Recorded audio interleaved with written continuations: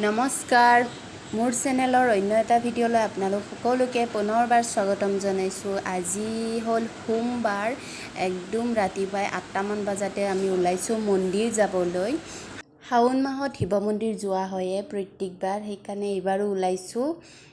আলহীও আহিছে, বাহঁতো আহিছিল, থকাকৈ আহিছিল দুদিনমান। এয়া মন্দিৰ আহি পালোঁ আমি। এই মন্দিৰটো আমাৰ ঘৰৰ পৰা বেছি দূৰ নহয়, ওচৰতে 1.5 কিলোমিটাৰ 2 কিলোমিটাৰমান হ'ব। তাতে আহোঁ আমি। এয়া চাকি জ্বলোৱা হৈ আছে, বহুত মানুহ হৈছে আমাৰ ইয়াতে এইটো মন্দিৰত। বহুত দিনৰ মূৰত এনেকুৱা পৰিৱেশ দেখা পাই মনটো খুব ভাল লাগিছে। আৰু এয়া আমি কি কৰিলোঁ, পূজা কৰিলোঁ আৰু এতিয়া মন্দিৰৰ চাৰিওফালে ঘূৰিছোঁ।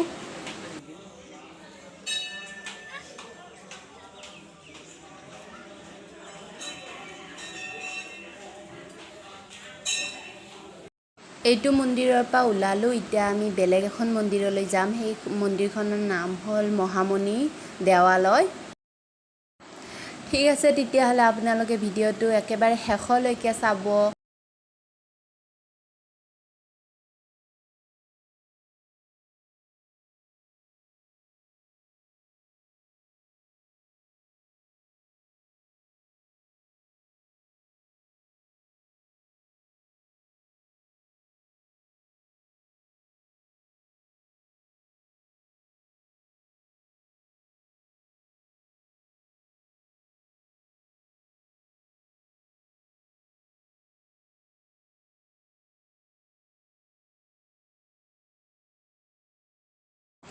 এয়া মহামণি দেৱালয় আহি পালোঁ আমি।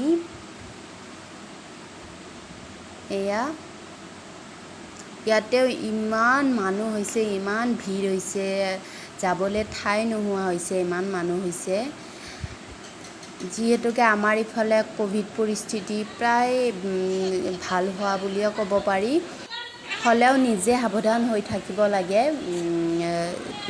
কেতিয়া কি হৈ যায় একো ক'ব নোৱাৰি। সেইকাৰণে এই মন্দিৰখনত আহি বহুত ভাল লাগে। মন্দিৰৰ পৰিৱেশ বহুতেই ভাল। আপোনালোকে যদি কেতিয়াবা আহে ওদালগুৰি ডিষ্ট্ৰিক্টত, তেতিয়া ইয়াতে আহিব পাৰিব। এই মাজবাটত আছে। এতিয়া আমি ঘৰ যাব ওলাইছোঁ। সেৱা ল'লোঁ আৰু চাকি জ্বলালোঁ। বেছি সময় কৰা নাই, বেছি পলম কৰা নাই। এয়া আমাৰ আহি পালোঁ, ঘৰ আহি পালোঁ।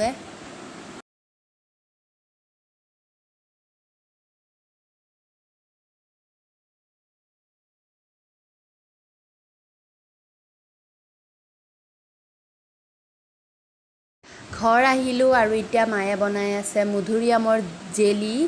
আগতে ভিডিঅ' কৰা নহ'ল, ইমান কামত ব্যস্ত হৈ পৰিলোঁ, ভিডিঅ' কৰিবই পাহৰিলোঁ। দেখাব পাৰিলোঁ হয়, ইমান ইউনিক এটা ৰেচিপি।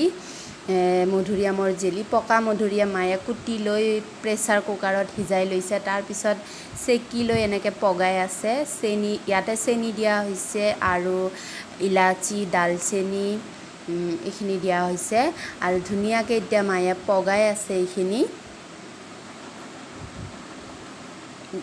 অকণমান ডাঠ হোৱালৈকে। এয়া এইখিনি হ'ল, মায়ে নুমালে। এয়া যায়, অকণমানে হৈছে যায়। এইখিনি মধুৰিআম ৰঙা জাতৰ মধুৰিআম আছিল আৰু একদম পূৰা পকা।